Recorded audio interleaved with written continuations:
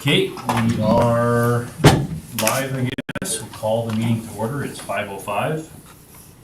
Start with the adoption of the agenda. Any additions, omissions from administration, council? Not seeing any. If I can get a motion to accept the agenda. Councillor Quilkin, I'll move the agenda be accepted, as presented. adopted as presented. Thank you. Motion on the floor. Call the question. All in favor? That one's carried. 3.1, adoption of the minutes from our G&P September 18th. Anything there? Not seeing any. If I get a motion.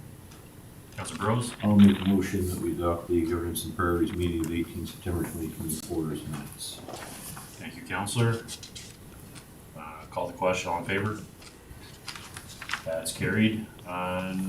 Mr. Hawken, we want to go into 5.1? Yep, Kelly's online and Okay, if they're ready, we'll start on 5.1, delegation, its logical level of service review. so is Thank you, Council- everyone. I'm hoping you can see my my face now, and grateful for the opportunity to be here with you today. I always like to start off with a bit of gratitude, and I just want to share that the work that I was able to do was done through very cooperative efforts with your staff. You have a really dedicated and professional staff at your disposal there, and I think you could be very proud of the efforts that they've made in regard to this work that was completed. Also, I'd like to congratulate council actually on one very specific thing that was included in this effort, which is the fact that you included an alignment to your strategic objectives in looking at your service delivery. And I think that is very rarely, if ever, included in service delivery work. So, and you'll see that coming through in the presentation that I'm making today. With that, I'm prepared to go through a slide deck and be very brief and high level, just because I'd like to open up the opportunity for council to have any questions if they might at the end of the presentation. So with that, we'll go through. If you could go to the next slide, that'd be great. So while this information will be important as you go forward, I'd really highly recommend that it be used in combination with the insight and perspective of your staff, who I talked about already. Very dedicated, very professional experience I had with them. In particular, I would suggest that the interim CAOs who have, firsthand knowledge and on-site experience with the work that we're talking about. All of the work that I bring forward should be taken in conjunction with all of that experience and expertise that you have at hand. Next slide, please. So the requirements here, the information provided was after many hours of interviews, both with staff and with council. Lots of research with many background documents that were provided, and looking at some comparables across the province where relevant, and relying on more than I've been in the business more than 30 years now, so I did definitely fall back on that experience to bring forward the information that you have at your disposal. Next.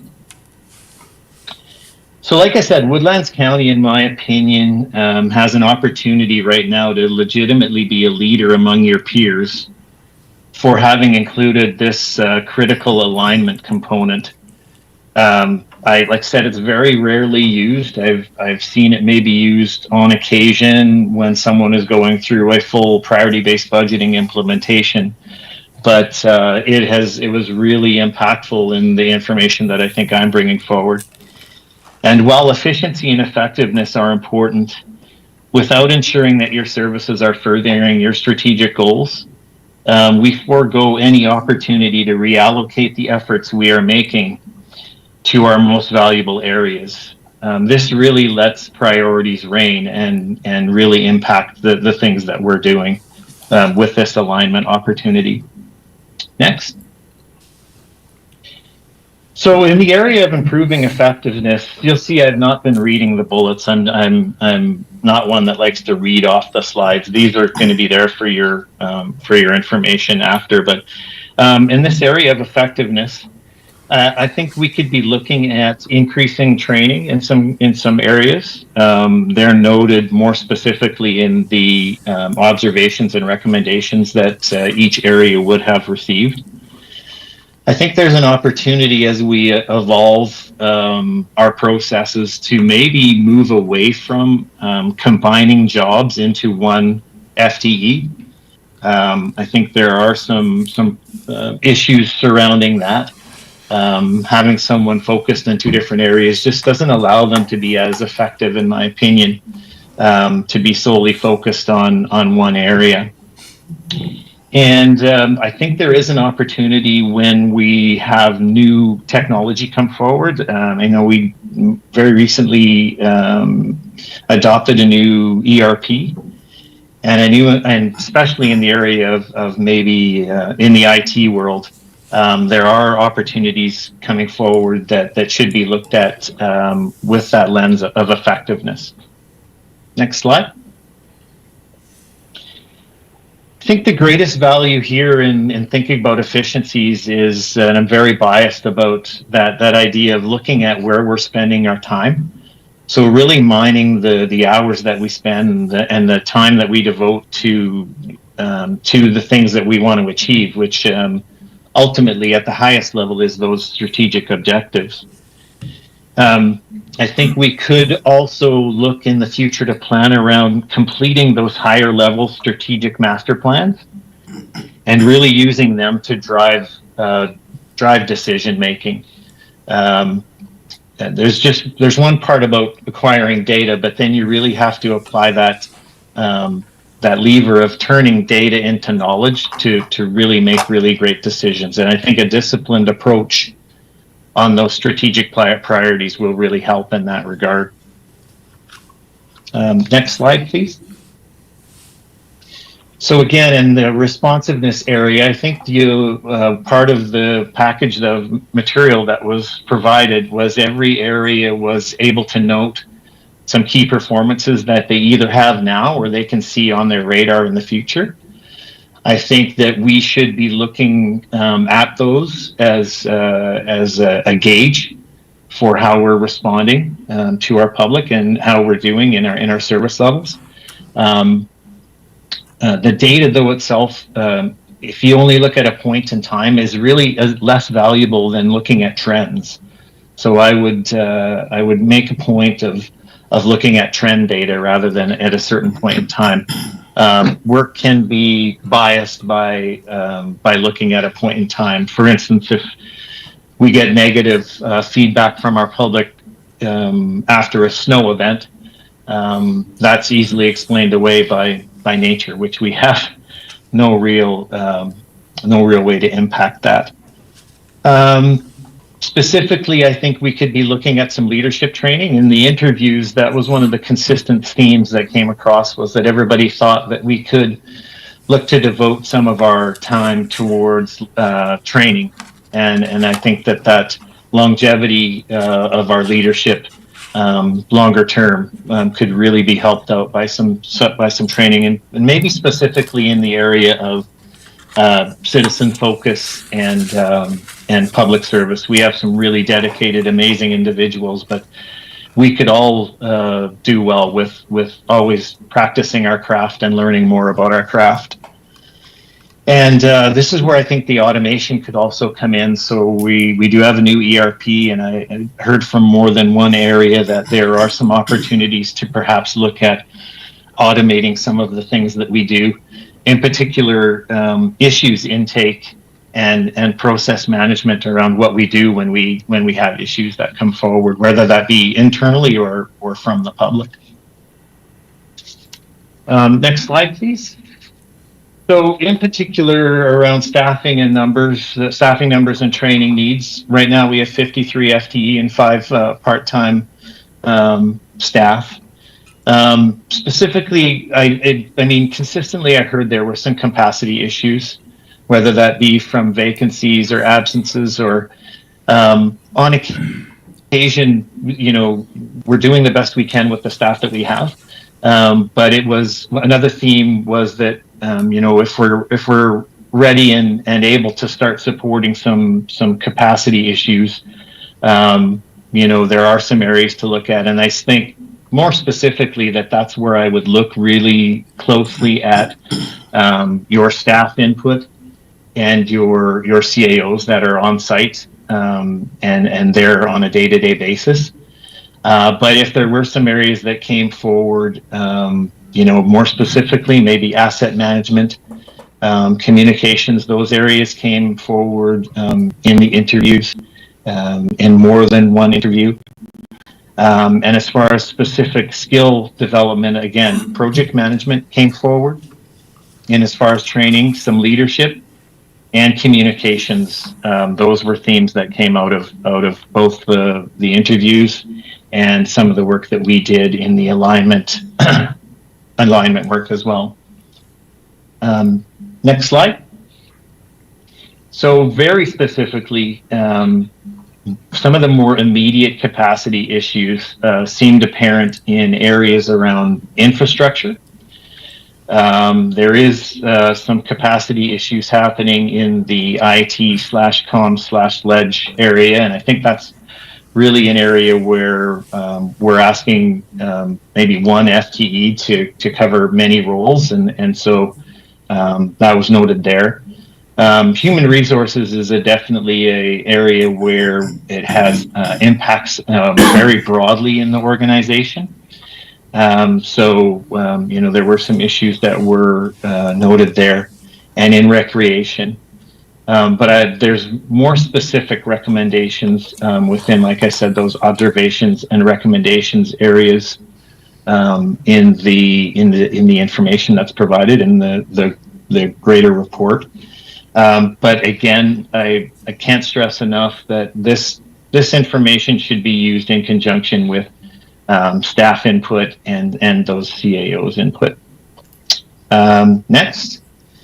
So right now you have at your disposal now a more formal list recognizing what it is that we do. This is a start and it's a point in time. I would say that we should always be very cognizant of this inventory and always be checking whether or not we continue to do these things, but also whether or not they continue to be as aligned with the strategic objectives that are noted.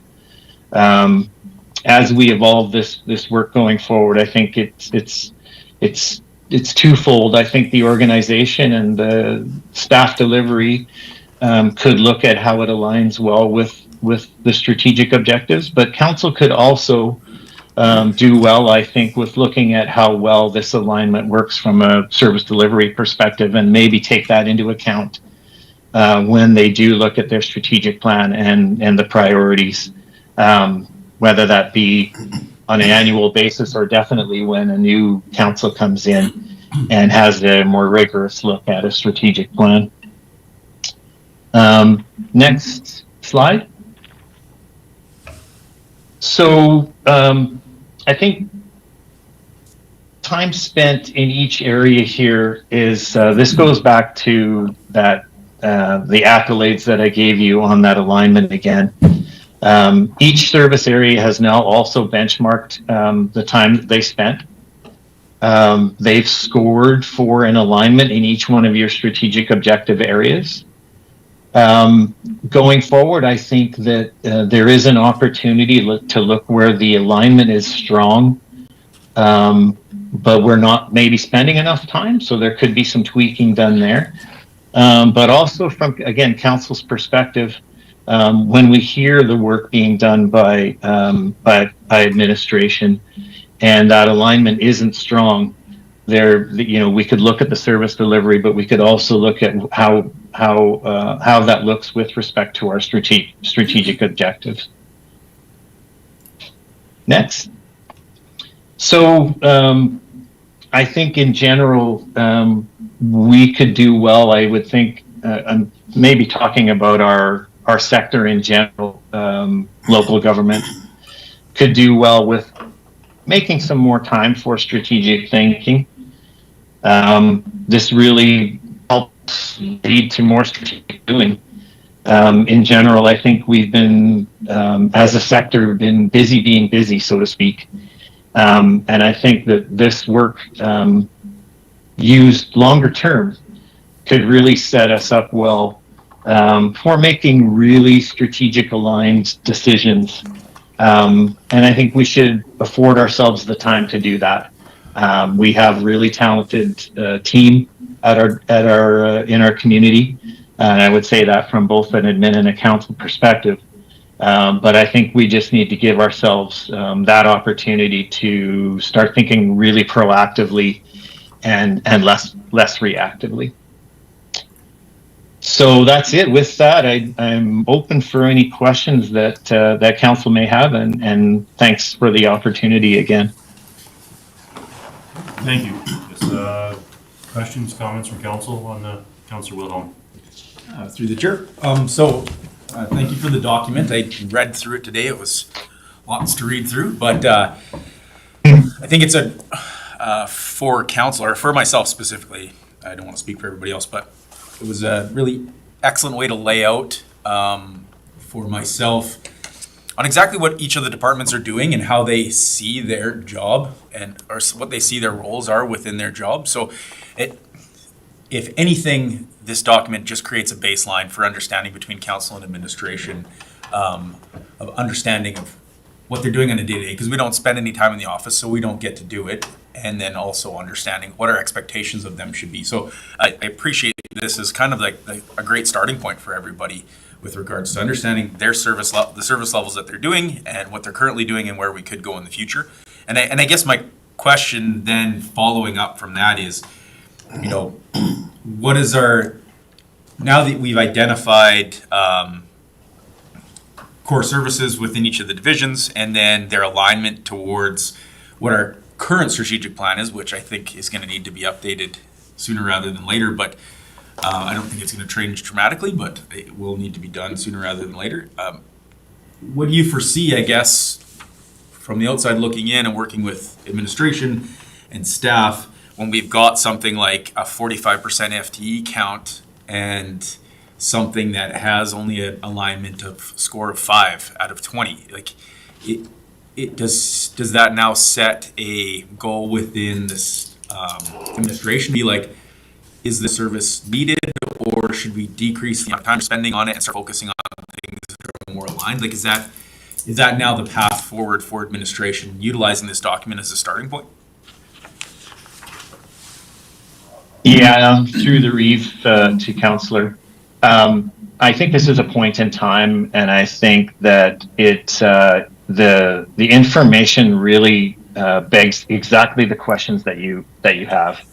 I'm not a service level expert or a subject matter expert in any of the areas per se, but what I would do if I was in the shoes of administration now is just go through and see where, this probably isn't really new information for them, but it's just information that allows us to ask the questions now, back and forth. Like you said, between council and administration, it could be used twofold. Council could see where the alignment isn't strong, and it could be on council to then be aware of that when they're creating their next strategic plan, right? Maybe we should do something in our strategic plan that it makes it absolutely clear where our alignment should be. But on the other hand, in one specific instance, I know that someone noted that in a very aligned area, just because of capacity issues, we were at, close to 0%. So in the very immediate term, that I think is going to be addressed. It's addressed in this information, but it will be also addressed by your administration to say, we need to fill this capacity right now because the alignment is so strong and we're just not able to get to it given all the other things on our plate. Mm-hmm. I think more longer term, I think that you can be looking to, my hope is, and this is maybe for our sector in general, is that it'll be a green light to start saying no to the things that we've traditionally funded and only funded because because of some built up maybe complacency, that we assume that, for instance, in my community, I'll suggest we are starting to evolve away from tennis courts and moving to pickleball, right? So that's a very granular thing to talk about. But in general, we would look long and hard at our recreation offerings to make sure that they're being used, to make sure that they're being appreciated, and to make sure that our community values them the same way that they used to, right?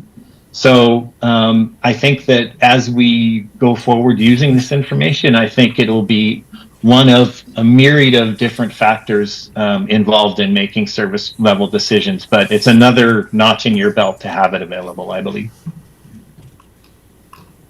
Thank you. Anything else from comments from council? Councilor Coogan? Yeah, one of the things that I did have a look at when I went through the whole thing is that I was also at that point in time looking at our 5-year financial forecast, and one of the things that you'd mentioned was focus on, some of the things that we should be focusing on. And what I found rather curious is that in our strategic plan, or this document, is the number 2 priority was economic development. And yet when I look at the fiscal plan or the budget, we don't allocate very much of the percentage of the money that we spend to economic development, which is going to be necessary in order for us to achieve some of the fiscal things that we do within the service delivery. So, one of the things that this did do was start to connect those things together, and I'm just curious as to how we would put that into our overall plan now. Through the reef to the councillor. Yeah, I think, not to get into great detail, but I think your number 1 was infrastructure as well, right? So sometimes comparing the areas as far as dollars spent isn't necessarily the only, like comparing apples to oranges sometimes. Sometimes I would suggest that trend, like looking at the trends from year to year as far as budget, is maybe more powerful than comparing across areas. So in the area of economic development, if it continues to be one of the higher priority strategic objectives, there's a myriad of different things that you could do. But I would really look towards the staff in that area, as well as right now your interim CAOs, but your new CAO, to paint a picture on, do we have enough resources in there? Are there some opportunities that we are missing? If I remember the interview, and this was even outside of the economic development area itself, one of the opportunities that came up that I think was very astute was this opportunity to engage maybe more so with maybe some First Nations opportunities in the future, just because there seems to be a lot of effort and dollars and going into growing industry in that area, whether that be from the federal government or the provincial government. So, sorry, maybe a longer answer than even I intended to make, but I would just look at maybe trends when we're thinking about whether we're supporting an area enough. Anything else from council? Yeah. Sorry, Councilor Dean. Through the chair to Kelly, I want to refer to the recommendations within the infrastructure department. In the last, or the second paragraph under recommendations, you talk about the fact that we simply need to spend more time in areas such as asset assessment and construction project management. When you say we need to spend more time, is that current staff? Or is that having additional staff to do this? Or is that contracting staff to get these jobs done? So it was an area of what capacity issues currently. So I would say that is an area to look at for having some more horsepower for sure. And the question around, sorry, through the reef to the counselor. I would say any and all of those recommendations that you suggested. So in this competitive environment of trying to get staff in municipalities, it may serve you well to look outside and get contracted work done. But any combination of those resources that you suggested, that your internal staff and your interim CAOs and CAOs decide is warranted, I think you should look at very closely because of the alignment piece. Because it continues to be a very highly ranked strategic priority for you. And I have no doubt that your constituents also rank it high if you're like any other of the counties that I've worked with in the province. Yeah. Okay, thank you. Sorry, Mr. Hawken, did you? Yep, just through the reef to council. One of the other things you can use, and this is council's levels of service, right? It's not administration's, it's administration writing down what they believe council has directed them to do. So that's kind of an inventory there. But the other thing it allows you to do, especially with an election year coming, is answer the question that everybody asks, what do I get for my tax dollars? This is an inventory of services that their tax dollars provide. And I'm not sure many municipalities can put that inventory list on their website or wherever to be able for people to go on and see what we actually do. Anything else from council? Want to say Councilor Wilhelm? Through the chair to Mr. Hawkins. So what is now administration's next step utilizing this document? So I think you guys are already kind of starting to do it with some of the other RFPs that are coming forward. But with regards to what you've laid out here as your in each of the division as the current performance measure, the current service level of each of these services that you have in here, like that, I would assume, or in my mind, this is an X amount of dollars that were required to make this base level service or this service level that were provided for all of these things here on out. Now, when budget time comes around, is that going to be a discussion piece where you're saying, listen, we've got a capacity problem here. We're not meeting, we have this service level here and we think it should be this.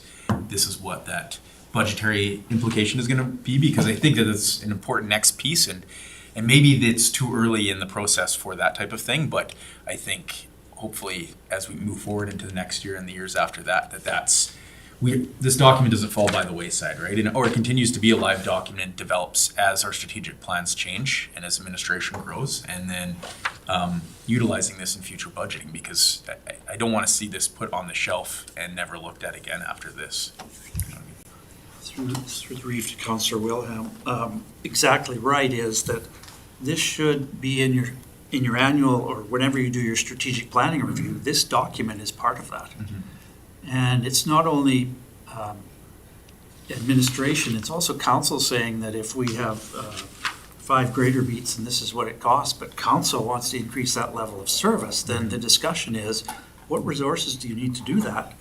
And can you afford to do that? And if you can or can't, what other service level do you want to reduce in order to get enough money to do that service which you think is better or more important? Definitely, this document has to live year to year at all times. And used, as you say, for a tool for administration to say, well, we can't meet this, we can't get here, we're failing.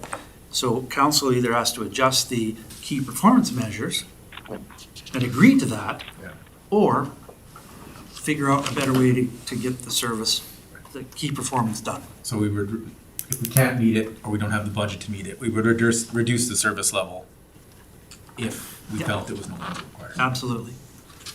I just would like to, have, if you could express to administration our thanks on this. I know they've got a lot of other things on the go, and this was also put on their plate to come up and do.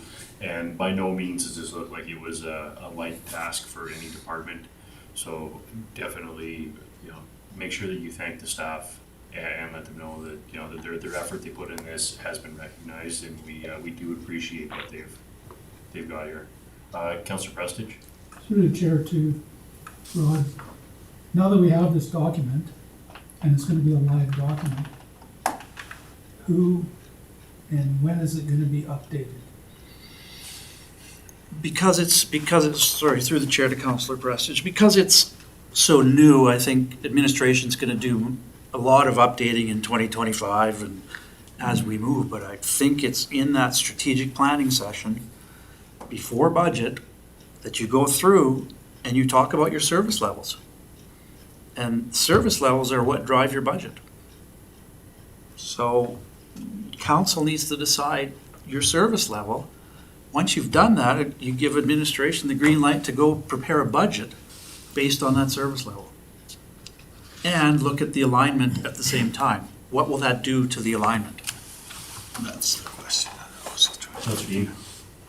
Through the chair, back to Rod, I guess. So just to clarify that then, this document as it sits right now is a depiction of our service levels under our 2024 budget then? Yes. And our 2024 resources, which are, with the challenges we've had, yes. Right. But we can take that number that we used for budgeting purposes and use it as a baseline if we want to adjust anything. Yeah, I think that's a good analysis. It's not going to be a one-to-one, but I think there are certain areas in the service level review that you can more easily attach dollars to, budget dollars, than you can others. Administration is kind of all over, but when you're talking in the infrastructure area, there's a number of levels of service that you can directly tie your budget dollars to. Okay, thank you. Any other questions, comments? I'm not seeing any. Does anybody want to make a motion? Move this along. Councillor Wilhelm? Motion that the Governance and Priorities Committee forward the level of service report to council for consideration. Councillor, any discussion on that motion? Not seeing any. Call the question. All in favor? Carried. And thank you very much, Ken, for your time tonight. Or sorry, Kelly. I appreciate it. Have a good rest of your meeting, and thanks again to staff and your interim CAOs. It was a great experience. You as well, Council. Thank you for your cooperation. Thank you. All right. Thank you. With that, 7.1 FCM membership. Did you want to move on to Andrew, or We can move on to Andrew first. if you'd like. he's online, I Okay, think, so so. that's 7.2, 25 to 29 5-year financial forecast. Mr. World, can you hear us?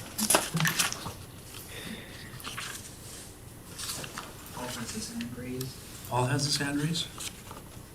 How come we can't- Mr. Benedetto, you got your hand up? Yeah, Mr. Reeve and members of council, I just wanted to provide some context for the informative presentation that Andrew is going to be making. And of course, Andrew was involved and worked with you through the heavy lifting of creating the 5-year fiscal recovery plan.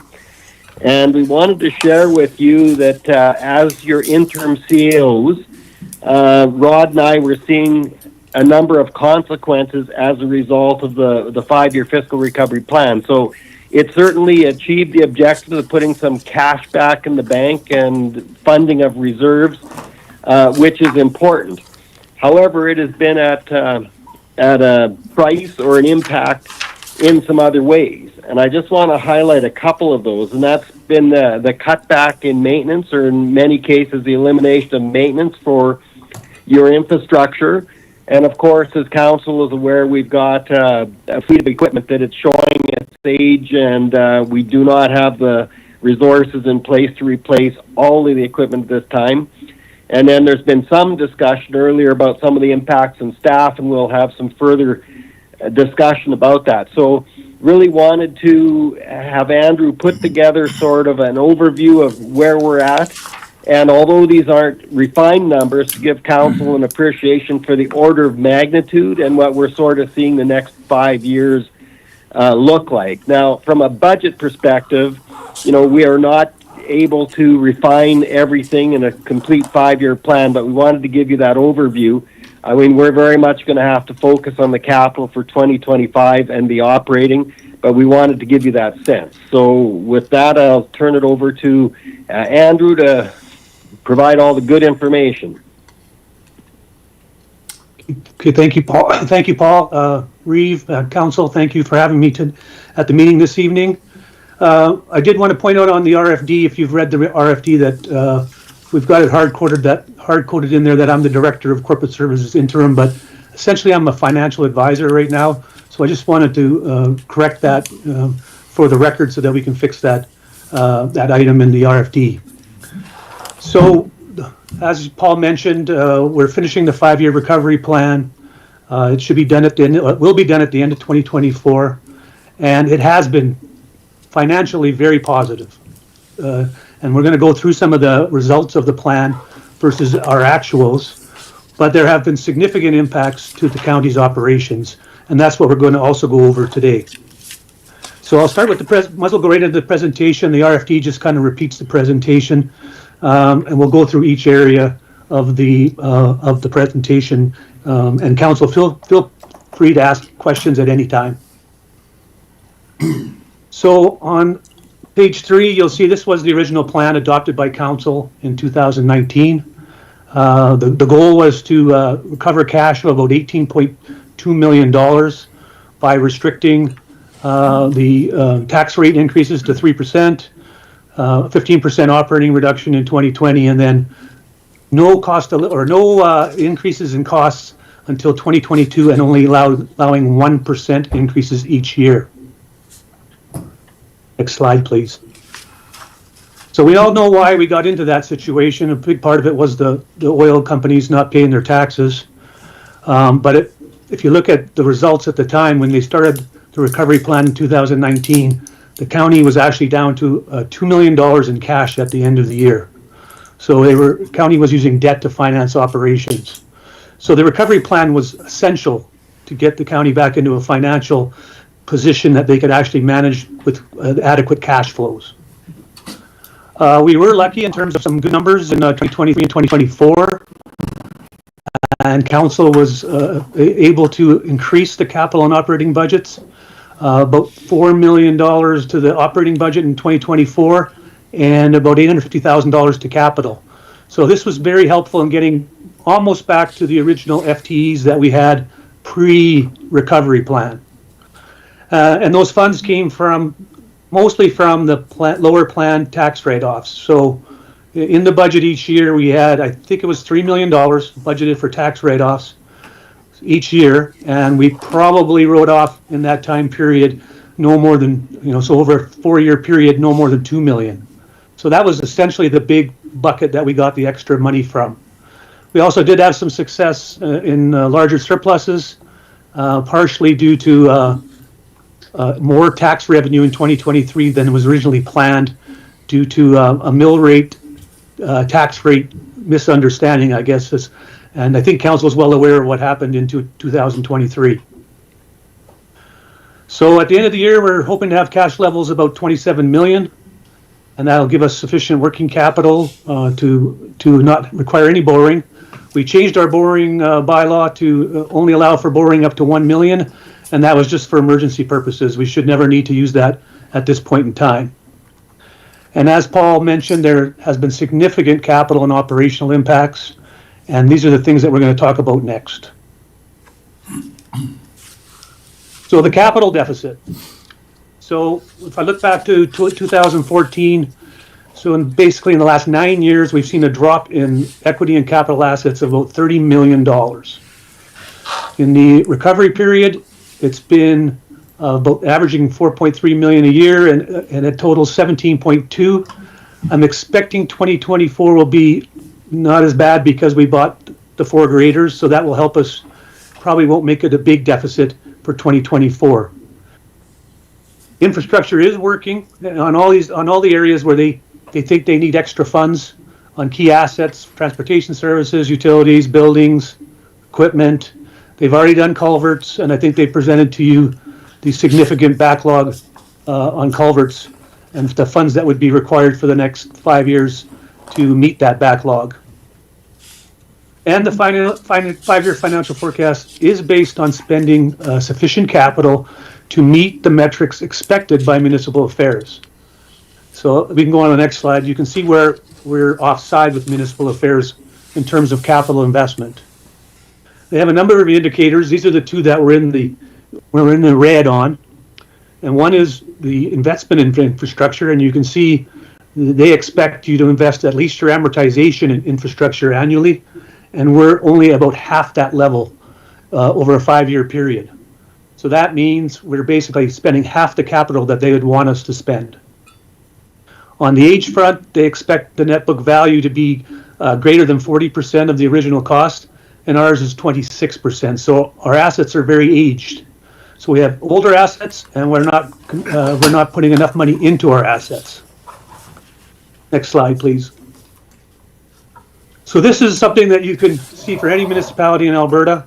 It's on the Municipal Affairs website under Municipal Indicators. So I've looked at a number of municipalities of interest, but this is ours, so our Woodlands counties. And you can see those are the 2 areas we're offside on. I'd like to just note that the accumulated surplus at the end of 2023 was 24 million. And at the beginning of, or at the end of 2019, we were at 1.82 million. So you can see the significant success that the recovery plan had on cash flow for the organization. Operating deficit, we've already talked about what happened with the plan. Now you've just seen also a review of service levels and programs, and it seems to indicate that we are understaffed in some areas. Other areas do not probably need additional staffing. But it's clear that we have areas that we need to look at. The 15% reduction, of course, in 2020 was largely due to reduced staffing. And so we've gotten some of that staffing, or most of that staffing back. But I will note that we only had essentially a 3% cost increase allowed in the budget in the 2022 to 2024 time periods. And Alberta CPI was roughly 14%. So everything we did, we had to find money from somewhere because we couldn't add extra cost into the budget. And I can't tell you how many people I talked to when we did the 2023 budget who told me where they were getting the funds from. They had difficult spending decisions. They had to reduce work. They had to delay projects. They had to lower service levels. And this plan is an attempt to recapture that lost purchasing power to offset those losses that we had in the 5 years of the recovery plan. Next slide, please. So reserves, part of the recovery plan, there was no entries into reserves. I mean, essentially we were trying to fund our reserves because we had some reserves, but the reserves weren't funded. We literally had only $2 million in the bank to fund $12 million in reserves. So we weren't putting money into reserves. We were trying to build cash to cover our reserves. And in the process, we were able to build a large unrestricted reserve beyond what we expected. For the 2024 budget, I had put in $600,000 from operations to reserves for funding equipment purchases. So this is the first year where we're talking about putting money back into the reserve. And I would expect the same for 2025. However, that probably will be based on infrastructure's actual equipment list. So they'll have an equipment list with expected timing for replacement. They should be able to come out with the costs that they want to charge out per piece of equipment and then determine what that number is. That's how we used to do it pre-2019 before we had the change in programs for payroll. We used to capture those reserve entries. And that equipment list above will determine the appropriate balance in the reserve. At some point, we'll be able to tell what we should have in the equipment replacement reserve each year. The 5-year forecast also includes an additional 200,000 annually for other reserves, as directed by council. We still have not done a reserve plan, and this is really something that's required. At this point in time, we have $24 million in reserves. But is that the right, at the end of 2023, but is that the right number? We don't know. So we do have $24 million sitting there. Is that adequate? We don't know at this point in time until we actually do a reserve plan. So part of the financial forecast, I balanced the budget, no excess funds as we had in the recovery plan. I moved the capital from operations from 3.8 to 5.5 million per year, starting in 2025, and then inflated each year based on CPI plus 1.5% for purchasing power lost during the recovery period. Combined with the debenture projects, as per the 20-year capital plan, this should eliminate the majority of the deficit going forward. This will not cover past year's deficits that we've lost in the last decade. Reserve contributions for equipment replacement and other reserves are, as I mentioned, $800,000, and that's excluding any withdrawals that council approves if they so choose to do so. And inflation is based on an estimate of Alberta CPI plus 1.5% for the 5-year period to capture increases from the 2020 to 2024 period that we did not get in the from the recovery plan. Basically, we fell so far behind, we need to make up some recovery in our budget. So the risks to the plan or opportunities to the plan. One major opportunity and one major risk is the $1 million for property tax allowance for write-offs. Obviously, oil and natural gas prices are really outside the county's control, and natural gas prices have not been doing very well, and we're seeing some of the gas producers not paying their tax bills. We have seen a couple have come forward and paid some of their overages or prior year balances, but it's certainly a concern and has to be monitored on a regular basis. If we're not required to write off taxes, then these funds are available for council to use to lower taxes, increase reserves, and put to other projects. The plan is based on inflation returning to pre-COVID levels. My comment was likely more upside risk than down, but I think many might have heard today that CPI was 1.6%, I think, from September to September. That's not Alberta CPI, that's Canadian CPI, but that's an indicator that maybe we'll have some opportunity in terms of the annual inflation going down. We may not need as big an inflation adjustment, and that will help us lower any potential tax increases. Assessment, of course, is a key factor. We've talked about it, that really we should only get a tax increase from new growth and not from inflation factors. So that has been put into the plan. It's based on last year's growth. I think we had 1.4% growth last year based on accurate assessment, and I put 1.5% in the plan. If we happen to get better growth, then of course that would be better for the plan assumptions. And the other risk is capital project and maintenance implementation risk. So based on our current resources, can the work be completed each year? So that's one reason why this has to be looked at kind of independently from the 2025 budget, because I haven't been involved in the 2025 budget, and that'll have to be based on what they think they can actually do next year, and not just on money. They'll have to come to council and determine what they, based on service levels and based on their manpower, what they can actually do, and maybe they won't be able to spend 5.5 million in capital. That's the part where we'll find out during the budget process. So the document, we basically used our 5-year operating plan that was approved by council in March, or was it April?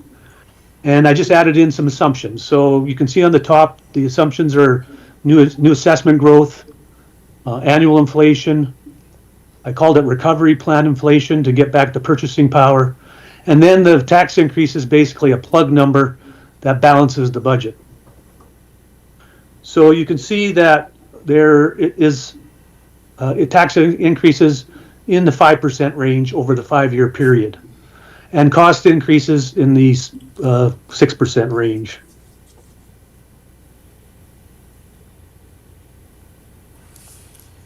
And then the bottom part, you can see on the bottom of the spreadsheet, you can see where we have the additional capital expenditures, additional capital reserves, and additional capital reserves for our ARO reclamation. And those are inflated by the inflation rates. The debenture increase cost, that's based on our 2020 capital plan. So when we get a new debenture, I've added in any increased costs for debentures based on an estimate of interest rates. That may be out right now based on the fact that interest rates are really dropping. And so council may have an opportunity to borrow in future years at much significantly lower rates. So the summary, I mean, basically just repeating what's in the document. So, you know, we've gone through a recovery plan. We've got a capital deficit. It's a large capital deficit, and we'd have to double annual contribution to capital to meet the guideline of municipal affairs. The operating deficit on the next slide. Again, we've seen that we're so far behind inflation, and I would get some argument back from some people that inflation number is so low compared to some of the areas that we have seen increased costs, but we also have some costs that don't go up. So, for example, we have lock contracts for power, for natural gas. We were very fortunate to be able to sign those contracts, 3 years ago, and they kept us stable for 5 years. So there's a number of areas where we haven't seen cost increases. So that's why I think it's fair to add a 1.5% annual adjustment. And then reserves, again, we talked about that. I think I don't have a picture of how old our fleet is. That's something that's going to have to come from infrastructure in terms of when they release their equipment list. And we'll see then where we are in terms of what we think we need in the equipment replacement reserve. My estimate at the end of the year, once we take out the gravel, the 4 gravel the graders, will be about just under $3 million in the reserve.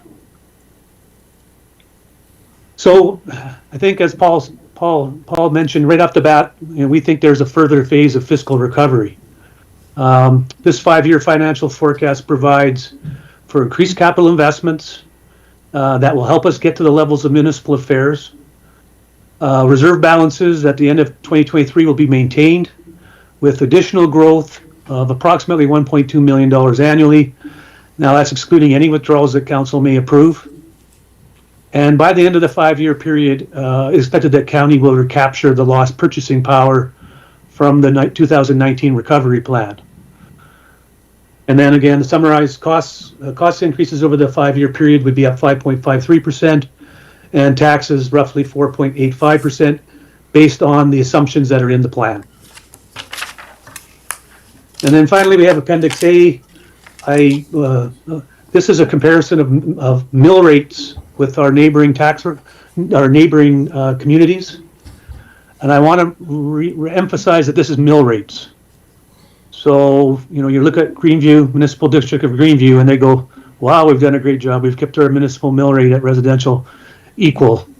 Well, that's not the true picture, because they've probably gained assessment of average over that time period of 5 to 6%. So, you have to be very careful when you're looking at mill rates. But you can see that compared to some of the communities that we're closely compared with, we do have a substantially lower residential mill rate and a lower industrial mill rate, except for maybe to the town. And one of the reasons why our small business tax rebate was made was to give back that difference to small businesses so that it was the same mill rate as the town. And farmland, I just want to mention, this is one of my areas where I've mentioned it before to the tax committee. Why we have such a low mill rate for farmland. Some people are getting 50-cent bills. I think we could deal with that maybe with minimum bills, but the farm mill rate should be looked at. I know it's not a lot of money, but people are literally getting bills below $5. We've got I think 400 bills below $5 because of that. And so that should be looked at from a responsible financial measure. And now I'm open to any questions that you may have, and Paul, you can step in whenever you have any comments. I just want to say, yeah, it's, being on council, you know, we had the 15% increase over the last 5 years, looking like we need to do a roughly another 25% increase over the next 5 years, where we're 40% tax hike in 10 years, not even given the extra assessment on some of that we've seen. And I don't know, it's hard being in this position looking at that when, you know, you have to jump taxes year over year after year just to try to maintain levels. Any other questions, comments from council? It's Council Dean. Through the chair to Andrew, can you give a ballpark on the split of tax revenue between residential and commercial? Like, is it approximately 80-20? Through the chair to Councillor Dean. Actually, I have it on my screen here. Just 1 second. So let's see.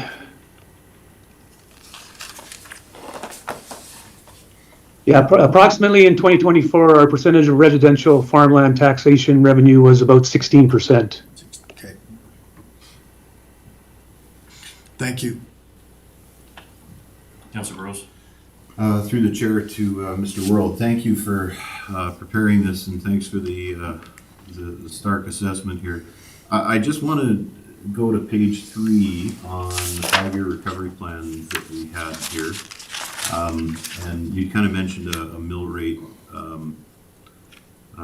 confusion, and I just want to go back to the way that this is illustrated in the plan, and it says tax rate increase 3%.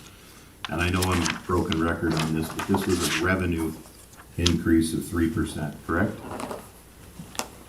So my understanding was the original approach was a 3% tax revenue increase in the recovery plan. So they basically added 3% to the next year on the taxes, not a 3% mill rate increase. Thank you. The second part is, so if I'm explaining this, and I'm going to try and make an analogy here, so if this tracks, and I'm going to use just numbers out of the air, so don't think that this is right. So when we're trying to explain operating versus capital and the amortization schedule to people, I've been running this scenario through my head. So I'm a trucking company, and my truck is going to mile out. I'm going to have to buy a new truck in 10 years. Okay? So as I operate over the 10-year period, all my fuel, all my parts, all my breakdowns, all my things that go into smashing taillights out of it because I hit a dock, that's all operating. At the end of 10 years, if that truck is $1 million to replace, my amortization in this type of a schedule should be $100,000 annually in your annual budget over 10 years. With it, and that is now your capital expenditure. And I'm trying to make that as simple as possible so that it tracks and you can make a bit of a comparison on a budget like this. Is that a fair comparison? Through the chair to Councillor Burrows. So on the operating side, you're correct. All those costs are in the operating budget. Fuel, and technically, reserve entry should be in the operating budget too. You should be putting away a reserve amount to replace that piece of equipment after those 10 years. But the actual, if you buy a piece of equipment today and you take it from taxation, from general operations, then you've actually paid for that capital today.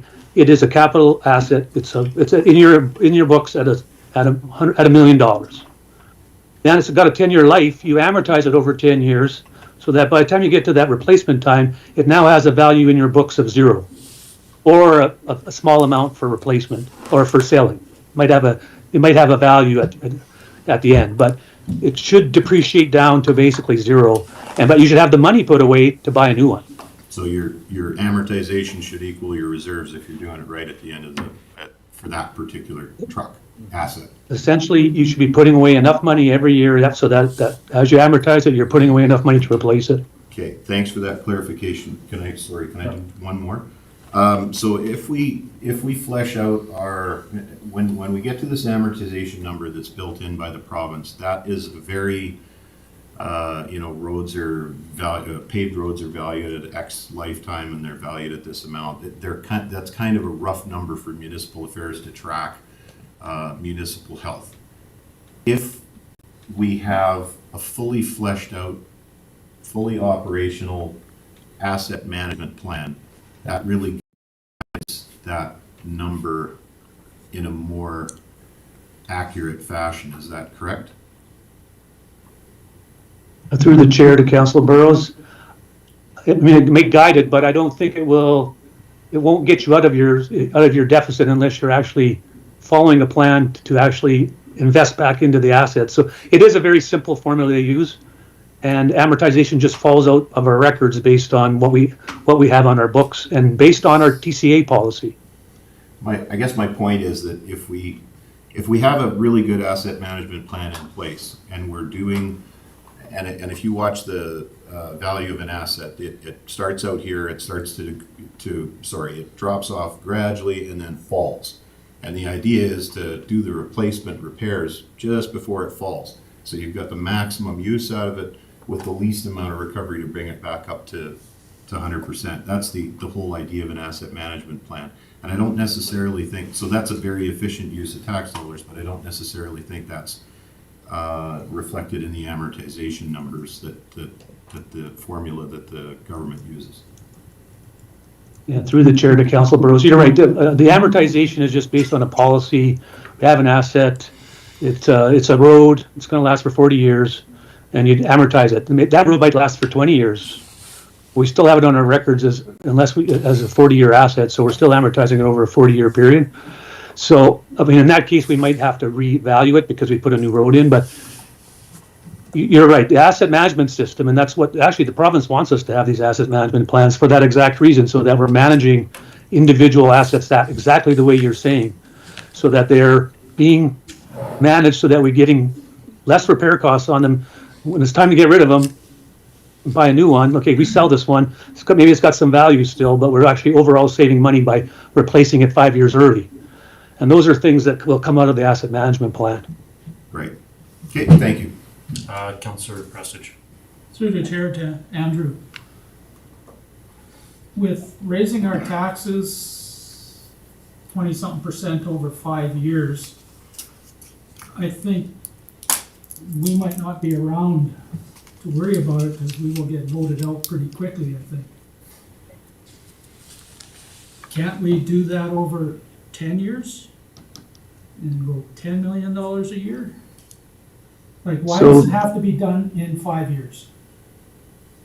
So through the chair to Councillor Prestige, it doesn't have to be done over 5 years. It's we went with the 5 years because that's kind of what we're we're actually only obligated for a 3-year plan, but we did a 5-year operating plan in April, so we thought we'd stay with the 5-year plan. The reason why I think we want to present this the way it is, I'm not suggesting that you're going to have a 5% tax increase this year. I'm saying if you follow this plan, you would, but it's all going to follow your budget deliberations and what you can actually do next year, and what inflation ends up actually being, and when you see what people are putting in their budgets. And maybe you need manpower, but maybe you won't be able to add manpower next year. You're going to add so I'm not telling you that you're going to have a 5% increase next year. I'm telling you, though, if you follow a plan where you wanted to get back to the reality of the fiscal reality that we're under, where we're meeting metrics over a 5-year period, you're right, then we could get there with this plan. You could have a 10-year plan, and that would change. I guess there's some argument about the tax rate increase of 5%. You know, some could argue that, given the circumstances, that's what you need. That's what you need based on inflation plus 1.5 to recapture all the lost purchasing power. So 5% is not out of the realm of being reasonable. And the only thing I would point out too, and I think Councilor Burrows is for sure aware of this because of the mill rate issue. You ended up having more than a 15% tax increase on residential over the last 5 years. It was not 15%. It was more. before I get to Councilor Will, just one question I have is, and something we've seen, especially with this year's tax assessment coming out, given that a majority of our tax revenue comes from the industry side of it, if we have our large industry player, we would have an increase, we try to meet this, but if they, we'll say, have it reassessed or kind of reevaluated what they're going, if it comes back in their favor, a couple of big players, this 5-year plan, I mean, that's a lot of revenue off just one of them alone that could, it could stretch this out. I mean, 5% on a residential end every year doesn't amount to, dollar-wise on our entire budget, it's a smaller number compared to the industry side. And if the industry side tries to fight the assessment or feels that it's too much and it's ruled against the municipalities on it, how does that factor into this 5-year? Because that could turn this into more of a 10-year given what's just right here. Through the chair to Reeve. So one of the things I would point out about that is, so the county has only had one major appeal in the last, as far as I know, one major appeal in the last 10 years. And that appeal has been finished and it's over with. And it was accounted for by the county, so there was no impact on the county because we had set up a reserve for it. So I don't see us having a lot of issues with on the assessment side, because most of the assessment are linear in machinery equipment, and they're all regulated. There's some, obsolescence is one thing, but we don't have a lot of, we don't have a lot of operations that would be asking obsolescence, I don't believe. So I'm not as worried about that. And the other side of the equation is what's out there for growth. Maybe there's some new assets that are being built, and you would have some extra assessment that might come into the equation. So I think it could go either way. Councilor Wilhelm? So 2 questions. Chair to Mr. World. Just so our terminology is correct. When you're saying, apologize, tax increase, are you saying mill rate percentage increase or revenue generation increase? Like what does that 5% equate to? Yeah, if it ended up being 5.3 or whatever. So at the end of the line, it's always going to be tax revenue, because a mill rate is just a plug number that fits in based on your assessment. And people think that if they keep their mill rate the same, they're doing something for their taxpayers. They may be, if their assessment went down. Their assessment went down, they kept the mill rate the same. Okay, then they're giving their ratepayers a tax cut. But if your assessment goes up 10% and you keep the mill rate the same, you just got a 10% tax increase. No, I understand. So it has to be based on revenue. No, I understand. I just wanted to make sure we're clear because, again, as we know, this has been an issue in the past. And my second thing is you had mentioned earlier about our current, I believe you said it was the unrestricted reserves was it 24 million in it? Is that what you had said? Through the chair to Councillor Wilhelm. No, total reserves are 24 million at the end of 2023. It's 14 restricted or 16 restricted. Actually, I got it right here. Sorry. On my desk. No problem. It goes to that. The total doesn't really matter. You had discussed with regards to doing a reserve strategy to determine exactly how much money we need in those reserves, future planning, and is there a potentiality that we're overfunding those reserves in any way? Through the chair to Councillor Wilhelm, I couldn't answer that question. Certainly $24 million in reserves is a lot better than what you had funded in 2019, which your funded reserves would have been 1.2 or $1.8 million.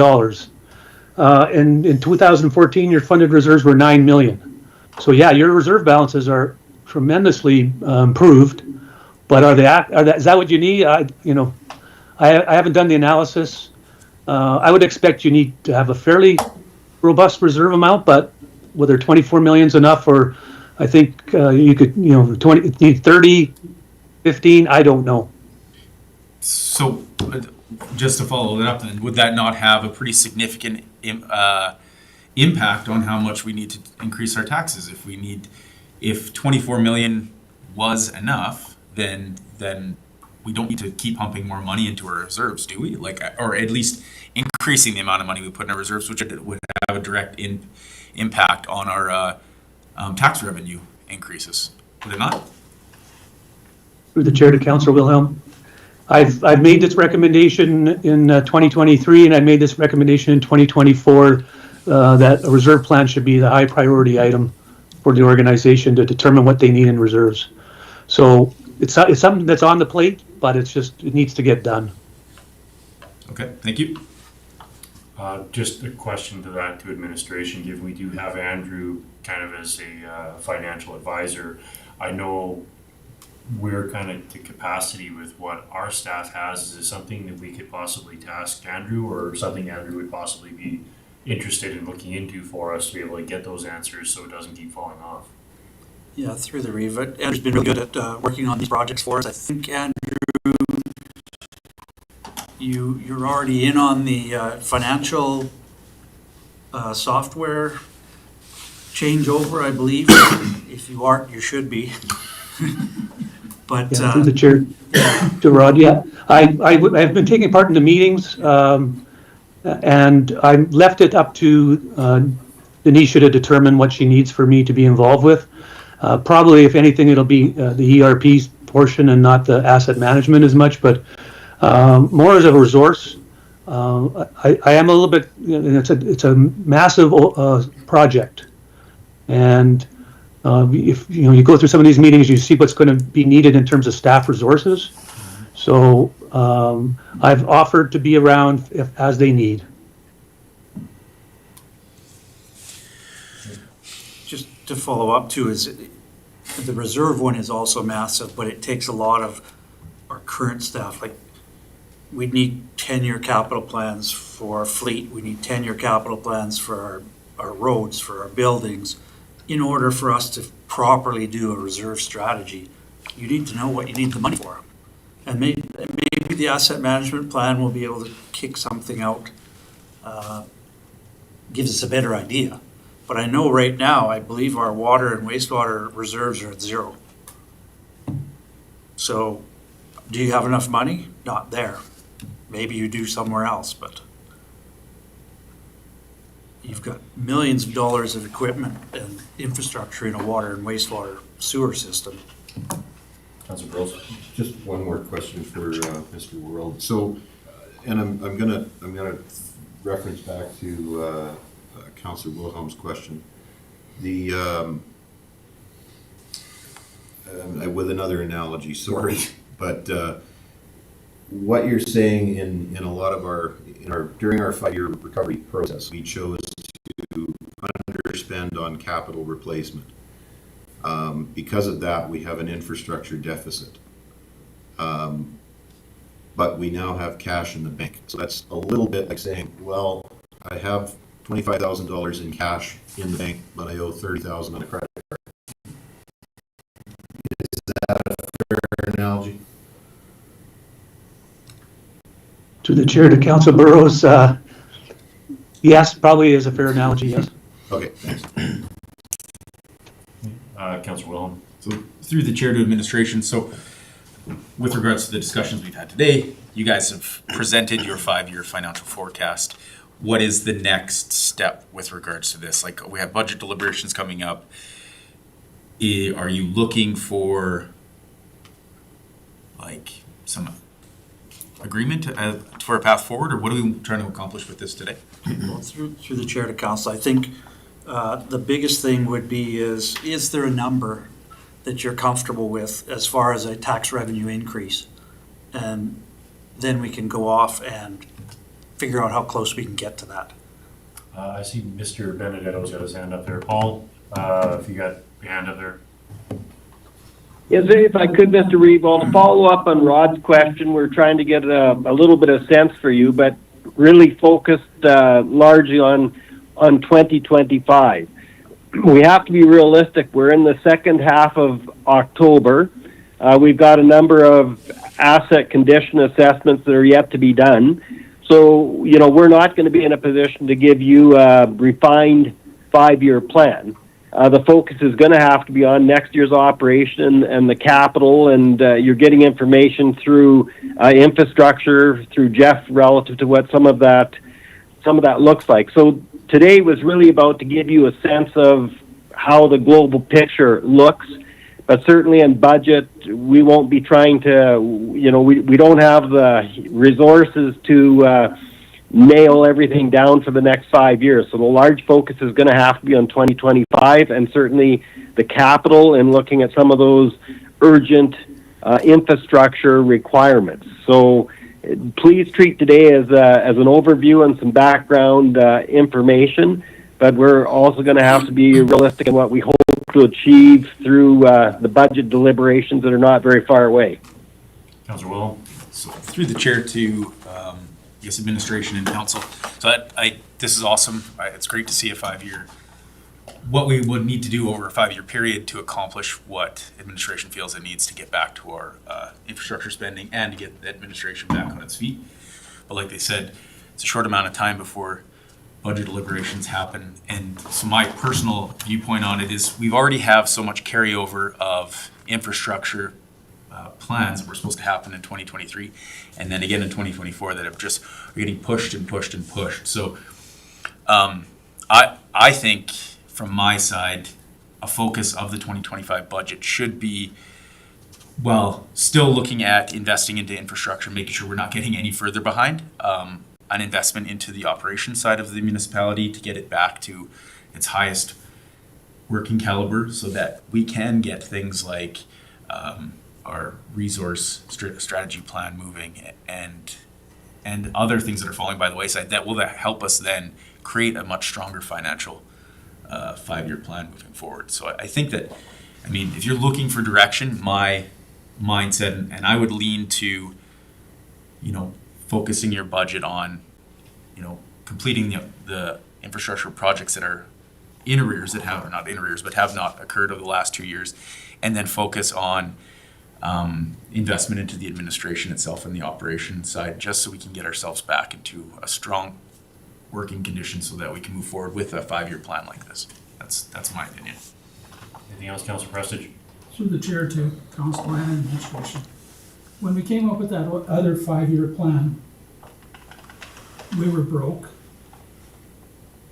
We had an infrastructure deficit back then too. And if I remember right, our plan was, we have no money, we can't invest in our infrastructure because we don't have any money. So we chose to go to get our reserves back into place. We knew it was gonna hurt our infrastructure deficit, but you can't have one without the other. So now that we have our $24 million in our reserves, now we can afford to take some of our new revenue and tackle our infrastructure deficit. Because if we would have taken the 24 million and invested it all into our capital projects and our infrastructure deficit, and then we had another round of not getting taxes paid, then we would have been really sorry. So it was a tough decision that we did. And it worked out good to get our reserve up, but we knew it was gonna hurt our infrastructure deficit. So I think, like you say, now is the time we work on getting the back end fixed up. Yeah, well, they always say hindsight's always 20/20, right? Exactly. It's easy to be an expert after the fact, but it's hard when you have to make tough decisions based off the information that you have and the position that you're in. Yeah. And I can't fault past decisions in council and administration for getting us to where we are. We had to make some sort of decision. We had to do something to get where we, as you said, to be able to try to get back to where we at least had funds that we were operating. We weren't paying everything out in interest in line of credits into the bank to be able to just keep the lights on. So we were just at the point where, we got to look forward and what we got to do now to get the infrastructure back up. Councillor Burrows and then Councillor Cooley. So, to council, administration, and I'm gonna ask a question of Mr. World as well. So over the 5-year plan, we increased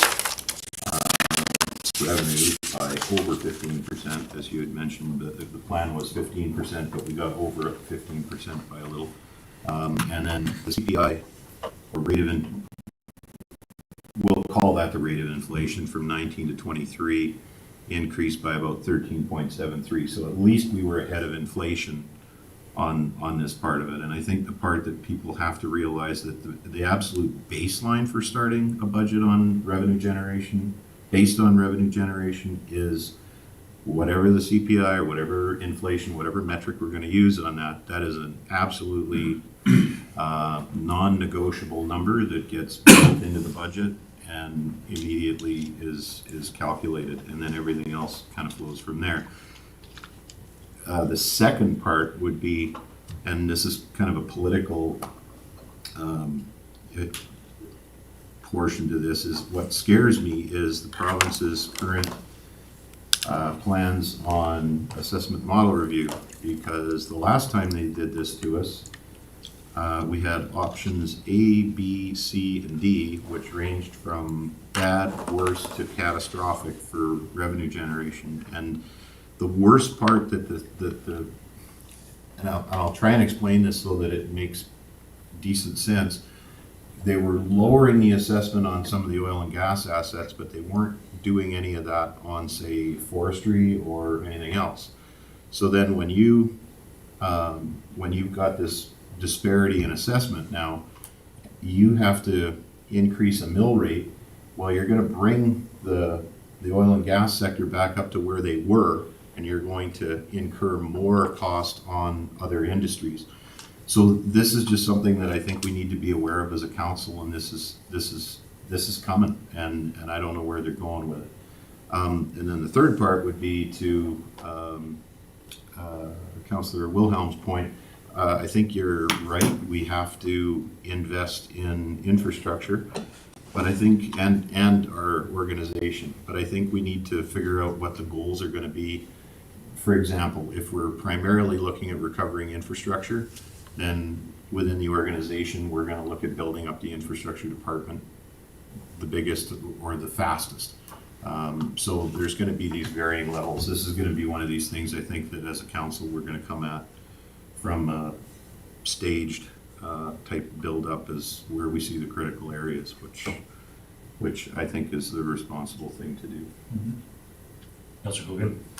Yeah, I think I'll reflect a little bit on what John and what Jeremy said, and I think that it's the organizational capacity that I see is going to be a critical part of how we're going to be able to figure our way through the budget deliberations. And I think that one of the things that we do a lot is look at tax, because taxes are the biggest generator of the revenue that we have here. So that's a big part of the conversation. But I also think that one of the important parts of it is to look down the road a little further and ask ourselves, is that the only place that we got to put some energy to generate revenue? And so there's been a lot of ideas floated, but the problem is, again, organizational capacity. How do we get that? Maybe it's going to be something, Rod, that administration looks at and says, okay, maybe we need to refine the resource of economic development in a place where that is a focus, and that there's some kind of a strategy that we want to have a look at what other sources of revenue can be generated. Because, you know, when I look at some of this stuff and what John is saying is that, you know, we're going to have to really seriously look at seeing what kind of investment we can get into our municipality. And to your point, Dave, about the taxes going up, you know, you increase the taxes too much and you're going to reduce the investment as well. So these are some of the things that we may have in our discussions. Is there a possibility to do that? Okay, Councillor Prestige? Just one more thing. I totally agree that we have to build up our administration, because we can pump as much money we want into projects, But if we don't have the staff to do it, we're gonna keep doing like we have, postponing projects for next year, the next year, next year. So it's gonna be a balancing act.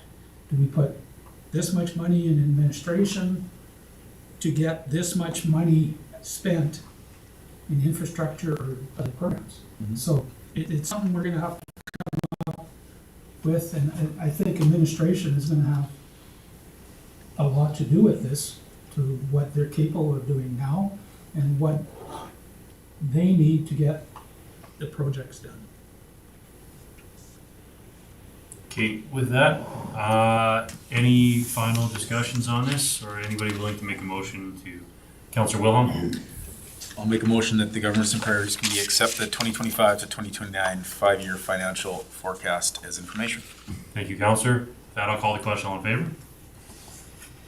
And that's carried. And Mr. World, thank you very much for your time on this and for your time tonight. Thank you very much. Thank you, council. Hey, 7.1 FCM membership. Back to you, Mr. Hawkins. Thank you. Thank you very much. All right, this was a carry forward from October 16th, I believe, or sorry, last meeting, talking about the value of the FCM membership. There was a request to bring it to governance and priorities. So what we've done is lay out what the annual membership fee is and some rationale for continuing to be a member.